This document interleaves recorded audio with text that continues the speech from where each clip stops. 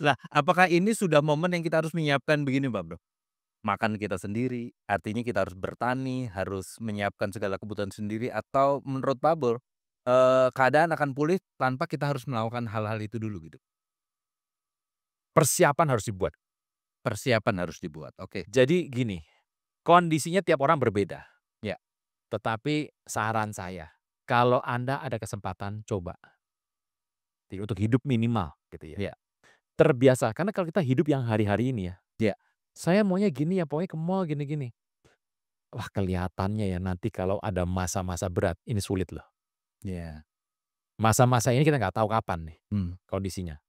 Pak Bro tahu yang di PHK di Indonesia sudah berapa? Waduh, kita tahu Sritex tuh. iya. Sritex, wah besar. Itu belum apa-apa Pak Bro, itu jumlahnya kecil Sritex. Di Jawa Barat, Nah, waduh jumlahnya besar sekali. Gitu. Jadi Kalimantan berapa? Sumatera berapa? Nggak pernah diberitakan tuh. ya, Itu banyak sekali. Orang yang ngantri untuk, bekerja hari-hari ini, hmm. waduh bejibun, ngantri. Ya, Apakah ini yang dinamakan penuaian jiwa besar, Pak Bro? Karena ada tekanan begitu luar biasa, mereka keos kemana-kemana segala nah macam, gini sehingga aja akhirnya Bang, butuh pegangan, ya gini kira-kira aja. gitu. Kalau kita melihat ke tahun 90, 80, 70 ya ke belakang ya, Ya, ada sebuah peristiwa besar terjadi. ya, Penuaian besar di muka bumi, pasti ya, terjadi setelah satu kondisi yang, wah carut marut. hmm, Itu Indonesia ya. ya, Jadi kalau dibilang, "Wah ini akan ada nanti, Tuhan Yesus datang, penuaian ada apa, kondisinya berubah." Kondisi yang berubah itu pasti dimulai dengan carut marut yang kencang. Jadi saya tuh melihat kalau ini adalah akhir zaman, kelihatannya goncangan, krisis ekonomi ini hmm, akan menjadi berat. Bapak Ibu saya meminta Anda untuk Anda membantu dan mendengar kiri kanan, hmm, karena kondisi akan menjadi berat. ya, Nah, tapi apa yang harus kita buat sebagai orang percaya? ya, Percaya sama Tuhan. Berat apa enggak? Tergantung Tuhan. Tuhan akan memberikan Anda jalan keluar. Jadi hari-hari ini Anda harus dekat sama Tuhan. Jadi tenang saja Pak Bro sebetulnya. solusi hanya ada di dalam Tuhan, Pak, Iya iya iya iya. tidak dunia. Oh tidak ada. Walaupun banyak orang memberikan advice dengan hitungan, data, segala macam gitu, Tuhan hanya solusi yang terbaik. Saya tuh kadang-kadang mikir ya, ada orang tanya sama saya, "Pak, main kripto boleh nggak?" Nah, ini seru ya. Iya, iya, iya, Saya bilang gini loh, kalau mau main yang ada dasarnya, gitu hmm, ya.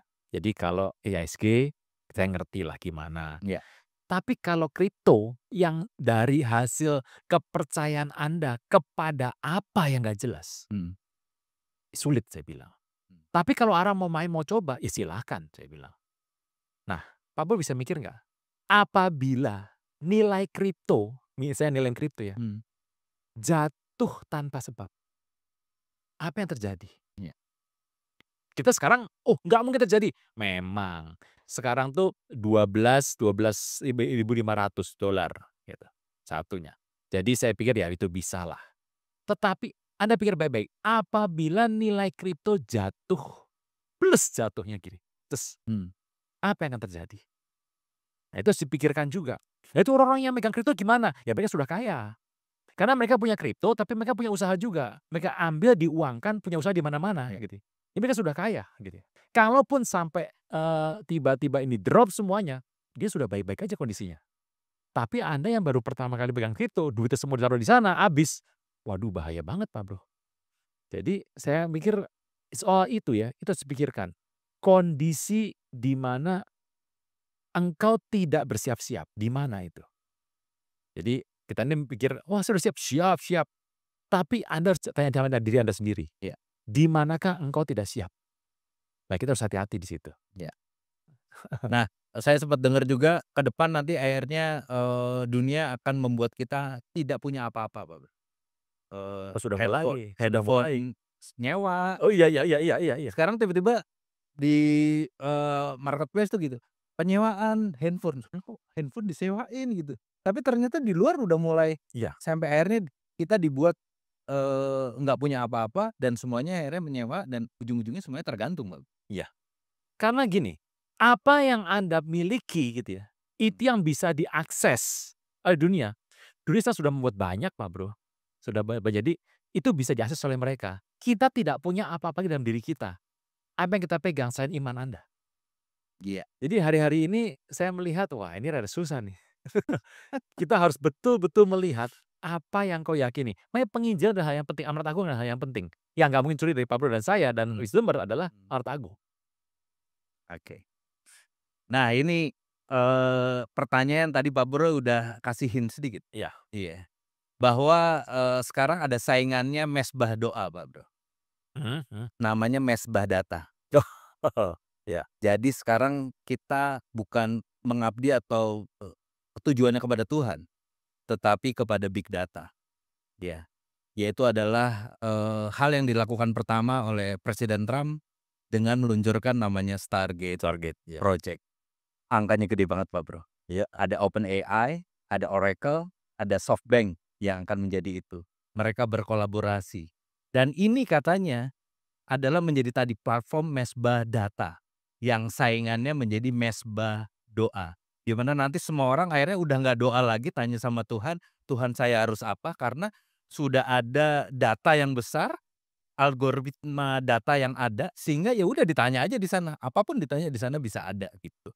Dan yang lebih hebatnya lagi karena ada banyak nama-nama di belakangnya akhirnya mendukung ini. Gimana Pak Bro, Stargate nih Pak? So my first day back from having a nice life, it's my honor to welcome three of the world's leading technology CEOs, and in the case of Larry Ellison, it's well beyond technology. He's sort of CEO of everything. He's an amazing man and an amazing business person. But to announce the largest AI infrastructure project by far in history, and it's all taking place right here in America. As you know, there's great competition for AI and other things, and they're coming in at the highest level. We're joined by Oracle Executive Chairman Larry Ellison, SoftBank CEO, my friend Masa Yoshi-san, and CEO of OpenAI, and I would say the by far the leading expert based on everything I read, Sam Altman. So that's great that you're coming in together. That's a massive group of talent and money. Together, these world-leading technology giants are announcing the formation of Stargate. So put that name down in your books because I think you're going to hear a lot about it. Ini bagus targetnya, besar banget dan saya kaget waktu Trump kemudian memanggil tokoh-tokohnya dan diumumkan ya. Iya. Trump itu waktu naik ditahbiskan jadi presiden. Ini kan kedua kali setelah peristiwa yang ribut yang masa lalu ya. Iya. Dia berpikir bahwa dia harus membuat Amerika besar lagi. Amerika ini punya masalah kalau terjadi, dia berkata Amerika harus memimpin. Sekarang pemimpinnya sudah diambil oleh China. Jadi dia ingin supaya kepemimpinan tetap di Amerika. Tapi problem di Amerika adalah pertama, orang-orang di Amerika itu sudah tidak sepintar zaman dulu. Kita ngerti lah, kalau yang ada tadi sekolah di universitas ya, Harvard gitu ya, MIT. Itu yang jago-jago, orang China pulang ke negaranya. Nah orang Amerika gimana? Gitu ya. Karena mereka kalau nggak jadi hebat di situ, mau jadi apa? Nah, ada Elon Musk ya. Iya. Elon Musk ya. Dia katanya baru mundur tuh dari Elon Musk dari kabinetnya, bukan kabinet jabatannya sama Trump, dia mau mundur. Tapi mau buat apa nggak tahu tuh. Karena ini Pak Bro, di belakang ini. Oh, singularity, oke. Jadi gini loh, saya melihat bahwa mesbah data ini, itu akan menjadi baik, sebab itu menyediakan semua pertanyaan kebutuhan Anda yang terkait yang biasa ditanyakan kepada Tuhan. Nah, Trump mengatakan untuk Amerika menjadi besar lagi, Amerika harus mengambil ini. Jadi tadi ada SoftBank, OpenAI, dia ambil. Nah, ini kalau jadi ya, wah ini mesbah yang betul-betul besar. Jadi ini kokoh dan kuat, ini akan membuka satu gerbang yang baru. Setelah ini, posisi di gereja ya, tanda kutip ya. Ya. Orang akan melihat, gereja buat apa gitu ya. Nah, Itulah satu, kita diperhadapkan dengan dunia yang besar. Trump ingin itu berhasil karena dia melihat bahwa dengan ini Amerika yang besar lagi. Ya. Kan Amerika sudah sempat keseok-seok tuh. ya, Gitu. Ya. Elon Musk gitu ya.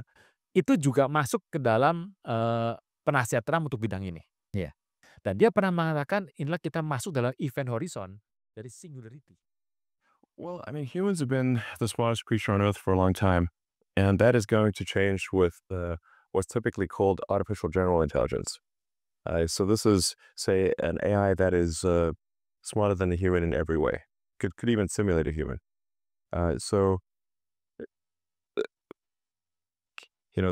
is something we should be concerned about. I think there should be government oversight of AI developments, especially super advanced AI. It's just, this is anything that is a potential danger to the public. We generally agree that this should have government oversight to ensure that the public safety is taken care of.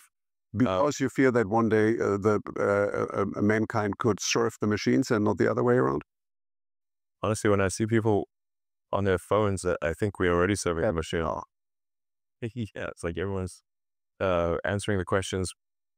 The advent of artificial general intelligence is called the singularity for a reason, because just like a black hole, which is a singularity, it's difficult to predict what will happen. So it's not as though the advent of AGI is necessarily bad, but it's bad as one of the possible outcomes. And when is singularity in the definition of Ray Kurzweil going to happen? Well, I think you're saying he's predicting 2025. I think that's reasonably accurate. Ooh.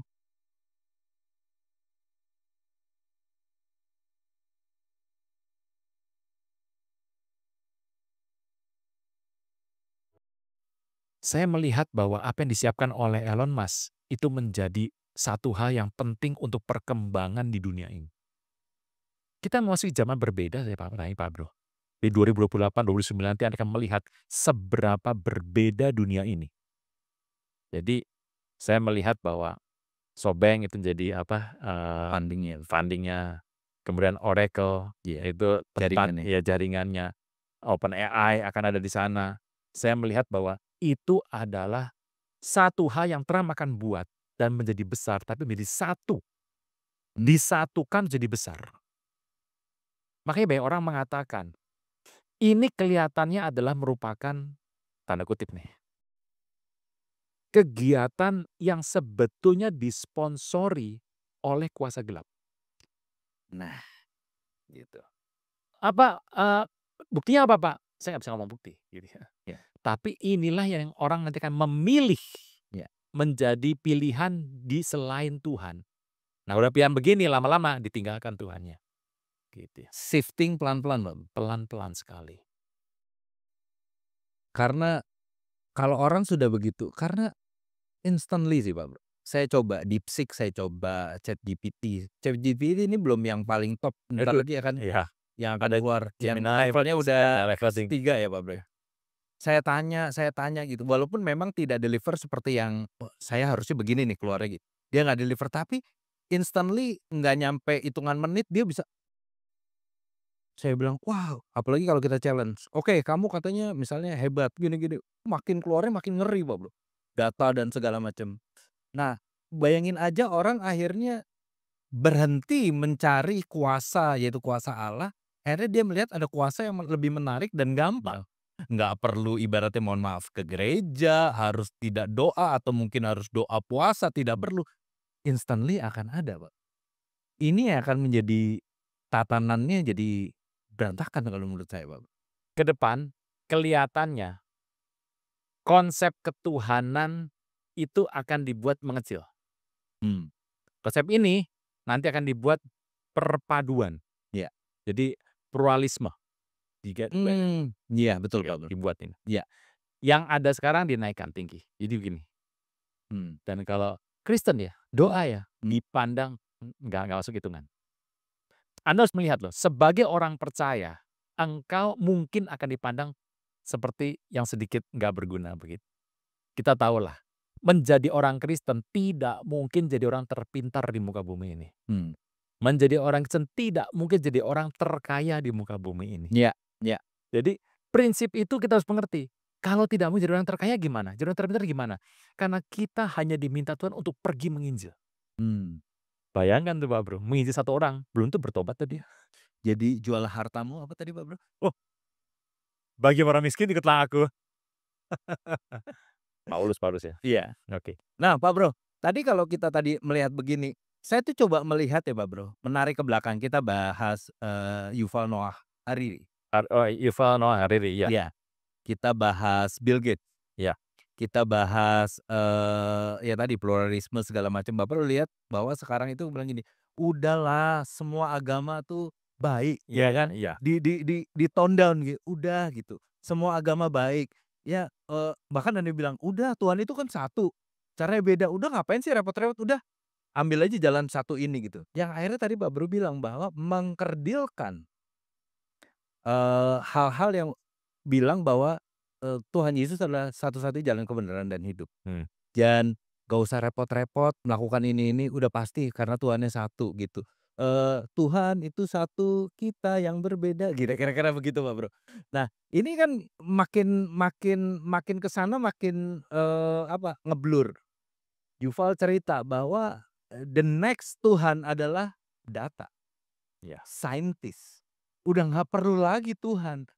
Kita udah punya algoritma, belajar, ibaratnya manusia, bahkan ketuhanan itu udah bisa dipelajari dengan algoritma. Sehingga datanya udah jelas. Udahlah, nggak perlu ribet-ribet.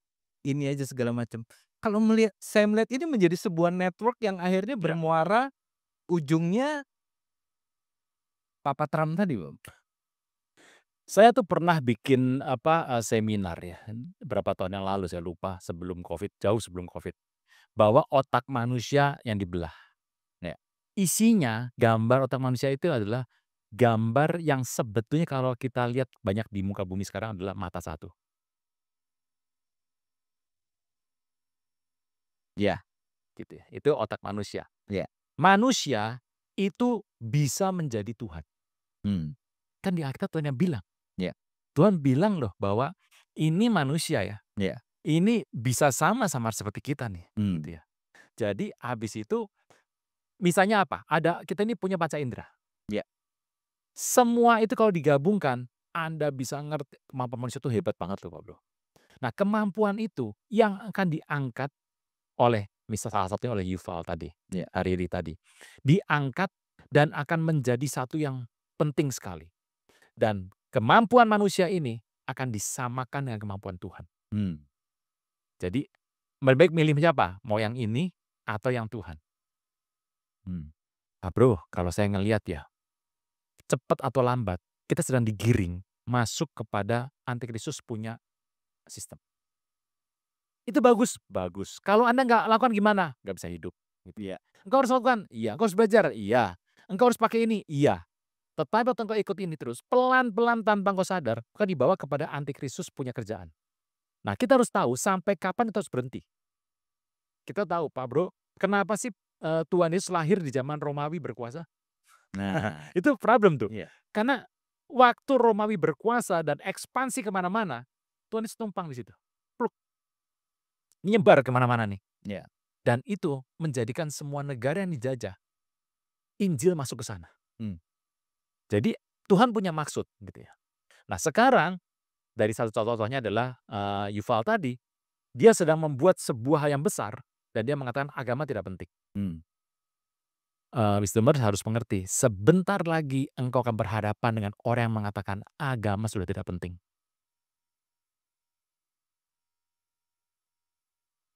Kemampuan manusia akan ditingkatkan. Penemuan manusia akan ditingkatkan. Kecanggihan akan diperlihatkan pada Anda. Setelah itu akan dikatakan bahwa ikut agama gak penting, ikutlah kami. Waktu engkau melihat ke sana, imanmu dipertanyakan. Bahkan di rumah Tuhan sendiri Pak Bro, waktu itu kan kita bicara bahwa di luar sana sudah ada yang, bahkan di Thailand sudah ada mengizinkan perkawinan sejenis segala macam. Sekarang kami sih robot kok. Iya. Saya nggak ngerti robot bisa dinikahin ya Pak Bro ya. Wah itu saya nggak ngerti juga Bro. Ilmunya belum nyampe sih. Karena barangnya belum ada di Indonesia. Nah, oke. Nah ini problem juga bagi kita lah. Nah, saya melihat bahwa bukan hanya dari dunia itu, bahkan dari rumah Tuhan pun sudah mulai sedikit bergeser kayak tadi. Ya. Menerima segala macam. Juga kalau sekarang juga kita melihat, mohon maaf bukan apa, banyak juga sekarang tidak digging lebih dalam tentang firman Tuhan, tapi lebih banyak menjadi sebuah gereja menjadi sebuah motivasi. Pergeseran apa namanya, itu akan menjadi apa ya, membuat akhirnya yang harusnya kita belajar firman Tuhan lebih dalam lagi, akhirnya mulai orang shift lagi tuh, Pak. Pak Bro, orang khotbah sekarang tinggal buka ChatGPT kok. ChatGPT itu, ketik aja mau khotbah apa, kekudusan, nanti dia berikan semua contohnya tuh. Itu kalau dibagikan, udah kayak firman biasa aja gitu. Kayak udah ini Pak Bro, S3 Iya, apa namanya? biasa aja sudah. Bayangkan itu diambil dari ChatGPT atau DeepSeeker itu. Hmm. Sehebat itu loh.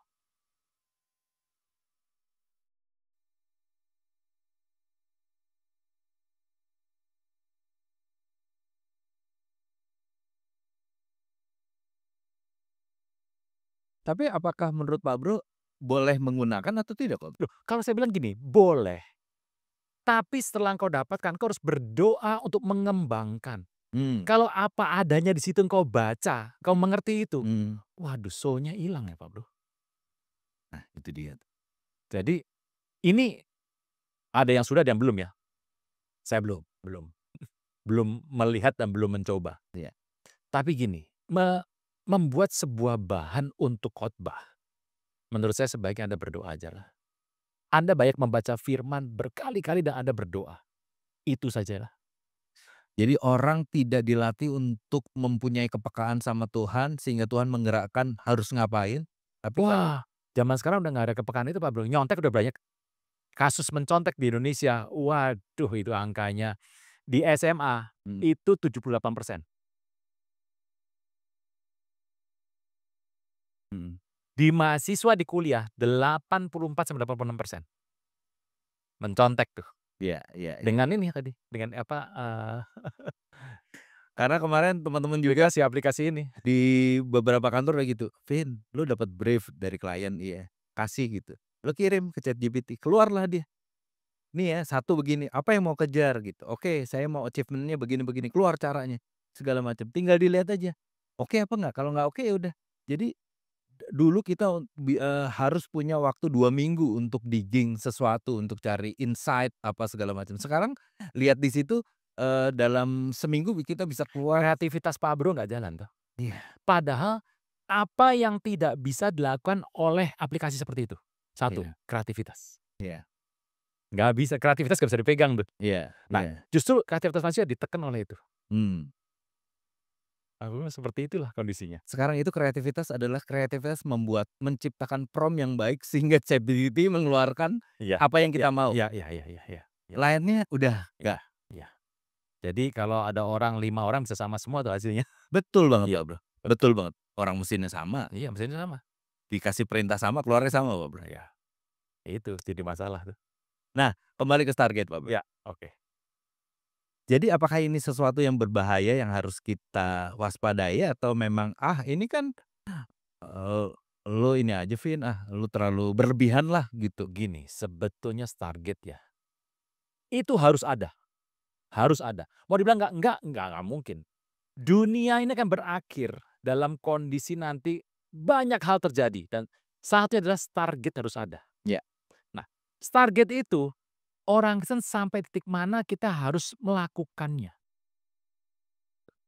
Jadi kita selama Anda baru ngerti ya, selama tidak masuk dalam tubuh, jalan aja. Jalan terus. Stargate Anda harus belajar. Anda harus mengerti itu. Dibuatnya bagaimana, caranya bagaimana, Anda harus belajar, Anda mengerti. Karena nanti setelah masa-masa 2000 sampai 2030 ini Pak Bro. Ya. Orang itu akan terpisah. Mana orang yang mau belajar dan orang tidak mau belajar. Kondisinya akan terpisah begitu. Ya. Jadi Anda harus belajar, Anda harus mengerti Stargate. Jangan bilang, oh ini iblis gak buat. Wah, kalau gitu semua ya ngapain hidup, Bro? Jadi Anda harus mempelajari. Anda juga harus menginjili orang-orang dalam sana. Setelah itu, Anda harus melihat sampai titik mana nanti target akan berubah. Gitu. Saya jadi ingat Pak Bro ngasih ayat, tapi saya lupa ayatnya di mana. Kuasa gelap melakukan apa-apa, tapi ujung-ujungnya kok tujuannya jadi melakukan sesuatu untuk Tuhan gitu. Iya. Apa itu ayatnya? Saya lupa Pak Bro. Gini Pak Bro, di kitab Wahyu Ya. dikatakan seorang perempuan yang naik binatang. Ya. Perempuan itu wah hebat, kemudian dia mabuk perempuan itu. Kemudian Jatuh tuh perempuan.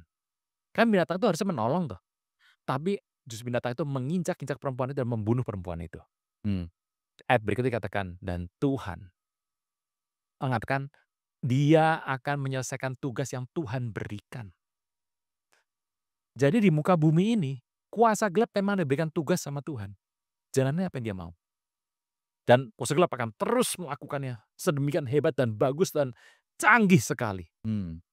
Tapi Tuhan berkata, umat Tuhan, umatku tidak akan ngikut engkau, percaya aja. Umatku akan percaya sama aku. Itu yang sulit bagi saya melihat, wah ini gimana ya umat Tuhan tuh akan terus percaya sama Tuhan. Tuhan cuma katakan, kemana mau kau pergi? Jadikan semua bangsa muridku. Baptis nama Bapa dan Roh Kudus. Dan ajarlah mereka sesuatu yang kata pada mereka. Ketahuilah, aku senantiasa akan menyertai engkau sampai akhir zaman. Itu aja janji Tuhan satu. Menarik tadi Pak Bro bilang bahwa tadi kuasa jahat diizinkan Tuhan ya Pak Bro? Ya. Pak Bro, saya ingat ayat waktu Saul roh jahat daripada Tuhan muncul dari hati Saul. Saya lupa. Ya, roh jahat ya. Jadi artinya roh jahat itu keluar, maksudnya Tuhan izinkan atau memang Tuhan yang menciptakan atau gimana Pak? Gini. Kalau penjelasan Ya. Anda baca di Alkitab toh, wah ini roh jahatnya dari Tuhan ya, dari Tuhan. Ya. Itu terjemahannya salah gitu ya. Oke. Itu kalau pakai terjemahan yang benar itu nggak akan gitu. Jadi katakan adalah roh jahat yang oleh karena Tuhan. Oleh karena apa? Oleh karena itu bicara mengenai hal sebelumnya. Saul itu dia menyakiti hati Tuhan. Ada sebabnya Pak Bro? Ada sebabnya. Oke. Jadi roh jahat yang oleh karena, bukan dari Tuhan, oleh karena Tuhan. Itu oleh karena itu bicara sebelumnya, peristiwa sebelumnya. Ya. Saul kepada Tuhan menyakiti hati Tuhan. Akibatnya roh jahat masuk. Tidak ada lagi tameng. Roh jahat masuk. Jadi Saulnya ya kayak gila gitu Pak Bro. Nah ini pertanyaan ini tambahan pribadi Pak Bro. Ya. Saya tuh baca Paulus di Malta. Naik kapal, karam, masuk satu daerah baru asing ya Pak Bro. Dia bakar kayu ya. Panasin, tiba-tiba muncul keluar ular. Di situ orang-orang di sana malah bilang, wow harusnya dia mati tuh, nyukurin dia mati. Yang menarik perhatian saya adalah Paulus ke api, ular keluar. Saya menerjemahkan begini Pak. Kalau kita penuh dengan kuasa Allah, kita mendekat sesuatu yang datangnya dari kuasa jahat akan menyerang karena dia nggak tahan sama hadiratnya Tuhan yang kita bawa. Apakah pengertian seperti itu benar Pak? Boleh. Boleh. Jadi gini, peristiwa itu ada banyak tafsir. Ya. Pak Bro mau ngomong seperti itu boleh. Intinya adalah kalau Pak Bro melakukan apa yang Tuhan minta, apapun yang menyerang, kibaskan saja. Oke, itu oke. Saya cuma mencoba untuk mengerti gitu. Ya. Jadi kalau Pak Bro sudah melakukan apa yang kehendak Tuhan, Paulus itu bisa terdampar, Tuhan katakan, oleh karena engkau, seisi kapal selamat hidup. Bayangkan tuh, isi hampir 300 orang, 270. Seisi kapal akan selamat karena engkau. Bayangkan gitu. Dari situ saya mengerti, oh kalau saya pergi naik bis, naik kapal laut, kapal terbang, naik apa rame-rame gitu, saya harus berdoa sama Tuhan. Pak Bro, ulangin lagi dong Pak Bro. Yang waktu itu roh itu loh Pak Bro. Yang ngincer orang banyak di pesawat, di apa segala macam itu, Pak Bro? Gini, saya itu pernah ketemu sama seorang. Ya. Orangnya adalah dukun.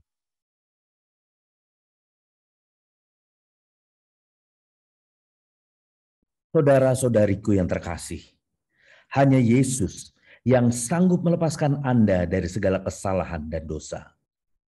Selalu ada waktu bagi Dia, tetapi tidak selalu ada waktu bagi Anda. Mari ucapkan doa berikut dengan yakin. Tuhan Yesus, ampuni segala kesalahanku dan segala dosaku.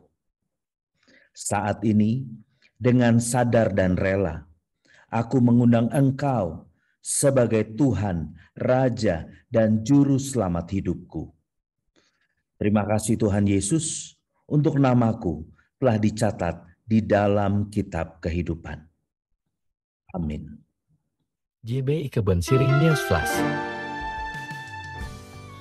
Selamat datang dan senang menyambut kembali Bapak, Ibu, Saudara-saudari GBI Kebon Siri pada hari ini. Ibadah minggu depan pada hari Minggu tanggal 15 Juni 2025, ibadah akan dimulai pukul 10 pagi. Pesan firman Tuhan akan disampaikan oleh Pastor Nancy Limantono. Ibadah Teens GBI Kebon Siri pada hari Minggu 15 Juni 2025 pukul 10 pagi akan mengadakan Sunday Fun Day. Teman-teman teens, yuk bergabung, kita seru-seruan bareng di Kingdom Teens. See you next week guys.